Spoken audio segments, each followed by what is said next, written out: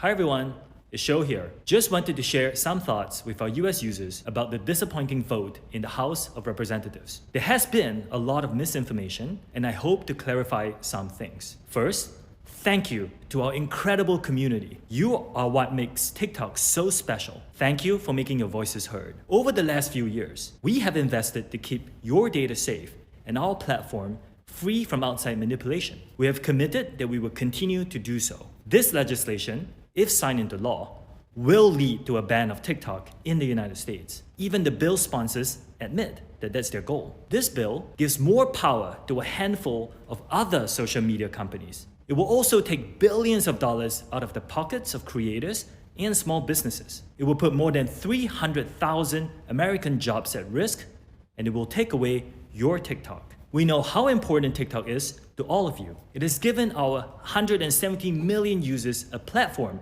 to freely express themselves and has empowered more than 7 million businesses in the United States. Our platform matters to the small business owners who rely on TikTok to make ends meet, to the teachers who inspire millions of students to learn, and to everyone who discovers and finds joy on TikTok. We will not stop fighting and advocating for you. We will continue to do all we can, including exercising our legal rights, to protect this amazing platform that we have built with you. We believe we can overcome this together. I encourage you to keep sharing your stories. Share them with your friends. Share them with your family. Share them with your senators. Protect your constitutional rights.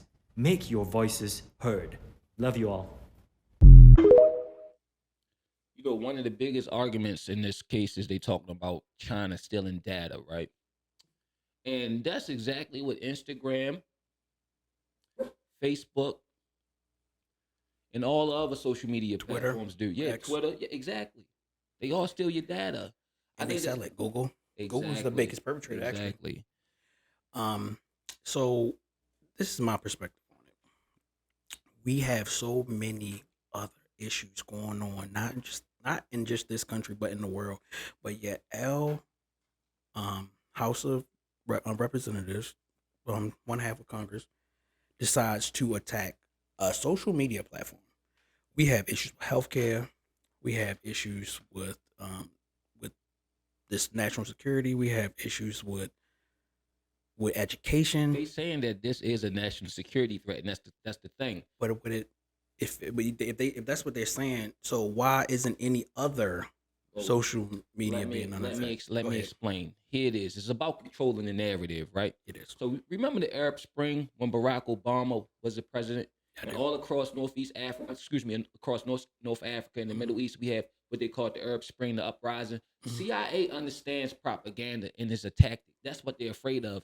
You got to think about during the situation in Israel with Hamas and what's going on in the Gaza Strip, because you had independent people recording, posting stuff up, showing what I would call genocide, the women and children, showing all that stuff that the mainstream media would either not show or explain it a different way. So now you get a perspective to as though you could take the information yourself and formulate your own opinion versus taking an opinion of a Fox News or a CNN.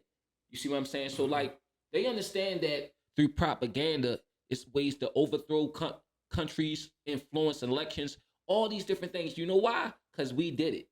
We did it in these countries. We did it in South America. We did it in Egypt. We did it in Iran. We did it in all these different places. So we understand the propaganda and how it works. We do it here. Yeah. It works. It works perfectly. That's what I'm saying. That's why ads and all these different things. That's why and another thing, they bring up the part that is what the kids are seeing. What's your thoughts on that? I think that parents should govern their own kids. I think that you are the sole person responsible for what your kids absorb. And you can't be around them 24 hours a day, of course, but you are the one who's going to pay for that computer, that laptop, that tablet, and it's your responsibility as a parent to govern what your kids can and cannot watch. I can only speak for myself and my upbringing, but in my upbringing, it was definitely certain things that we could not watch. We was not allowed to watch, and we weren't going to want to watch because it was going to be consequences if we got caught watching something that we weren't supposed to. So I think that we need to get back to personal responsibility. Correct. And people need to govern their own children. And they say, well, the algorithm here is different than anywhere else. Well, the algorithm, if I watch somebody shake their ass for 35 seconds, that's what I'm gonna see. Right. A bunch of ass shaking. You understand what I'm saying? I don't even have to like it. Another thing, I have TikTok on one of my televisions, and once I go in there, know what I'm seeing? Cats, dogs, seals, and fish and stuff like that. Because I haven't done anything. That's the default setting. You understand? So it's not like our kids are seeing something totally different. If my kid watched a bunch of math, a bunch of reading, guess what would be in my kid's algorithm? Math and reading. Exactly. So it's all of it. It's about who we already are as a people, what we decide to look up and digest. It's not necessarily what is the default setting. And granted, maybe in their country, they won't let a lot of Western stuff get over there. Because a lot of countries don't want to be westernized, because you see how that's working out for us. You see what I'm saying? So, of course, with the different cultures, they're going to filter out certain stuff. But see, they have control over that. And the problem here is, it goes back, to propaganda, them not having control of the narrative. And to add to that, like you said, is who you are. Like everybody know who they are, and you know what you watch online, and that the algorithm, it basically just brings forth the things that you like. It's like a more advanced version of TV. Yes. When you watch, say not Fox News, but if you watch some, say, wrestling, for instance, you can only watch wrestling a certain time of the week. Wrestling come on Monday on USA at 8:00. I know because I've been watching for like 30 years. Online, if I watch, like you said, 35 seconds of wrestling, they're going to keep on feeding me wrestling because that's what I like. So that's, like I said, it goes back. If it's an issue about what the kids absorbing and watching, you need to watch what they watch. Yep. So I seen in some of the comments they was talking about, these kids need to get real jobs. A lot of the people who's making content, that it is a job. It might not be a physical job, to as though they're humping, cutting down trees and cleaning bathrooms. But I thought this was America, where we want entrepreneurs, where we want the kids to do better. It's a different type of field. A lot of the jobs that we had growing up is not there. Everybody is on their phone. Our phone has become our lifeline, and this is what these kids seeing, and they found an avenue to make money. And not just kids, it's grown-ups, it's couples, it's kids, it's pet owners, it's all kinds of people. Elders. Yeah, exactly. Why? It's like, it's kind of some bitterness. And I'm not over here making money online, but it seemed like it's some bitterness because other people found a way to make money. So I think this what it boils down to. I think it boils down to, a situation where what people, the idea of what a job is different, because we grew up, a job, you go to a place, you sit there you stay there for X amount of hours. You do a job and you leave. Mm-hmm.